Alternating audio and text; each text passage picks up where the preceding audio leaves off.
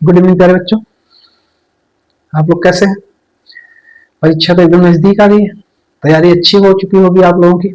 आइए एक और बहुत ही महत्वपूर्ण प्रश्न लेते हैं जो आपके एग्जाम के लिए अति महत्वपूर्ण प्रश्न है। इसे कह रहा है कि एक मंदिर की ऊंचाई 15 मीटर है और मंदिर के शीर्ष से सड़क के दूसरी ओर बने भवन के शीर्ष का उन्नयन कोण 30 डिग्री तथा भवन के पाद का अवनमन कोण 45 डिग्री है।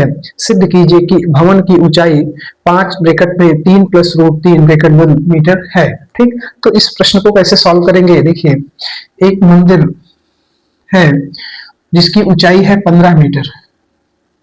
मंदिर की ऊंचाई कितना है? 15 मीटर है। और मंदिर के शीर्ष से सड़क के दूसरी ओर बने भवन के शीर्ष का उन्नयन कोण 30 डिग्री है। इस मंदिर के शीर्ष से भवन के शीर्ष का उन्नयन कोण जो है वो 30 डिग्री है। ठीक, अब उसके बाद कह रहा है कि भवन के आधार का अवनमन कोण, अभी इसी बिंदु से भवन के आधार का अवनमन कोण जो है वह 45 डिग्री है। तो अब ये आपका ये 15 मीटर ये है, यहां से यहां तक भी क्या हो जाएगा? 15 मीटर होगा।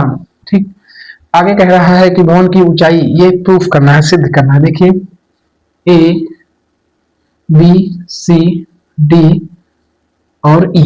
ठीक, तो हम एक बार लेंगे त्रिभुज सी डी ई से। देखिए, त्रिभुज सी डी ई से लंब, और यह अगर आप डी है तो लंब बटा आधार, क्योंकि ये 45 है तो यह भी क्या हो जाएगा? 45 डिग्री बनेगा।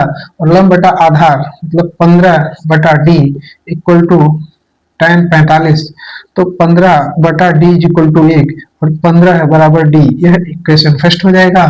फिर हम लेंगे क्या कि त्रिभुज ए बी सी से, अब डी का मान आ गया 15, यहाँ 15 है तो यहाँ भी 15 हो जाएगा, यहाँ भी 15 हो जाएगा। फिर त्रिभुज ए बी सी से, ए बी सी से, तो अगर इसको आप एच मान लें इतना, तो लंब बटा आधार इक्वल टू tan 30 डिग्री, h बटा 15 इक्वल टू 1/√3, तो h बराबर 15 बटा √3 और गुणा √3 फिर गुणे में √3। तो अब करेंगे तो h बराबर 15 √3 बटा √3 √3 3 और 3 × 5 = 15, अर्थात h बराबर 5 √3 आ जाएगा।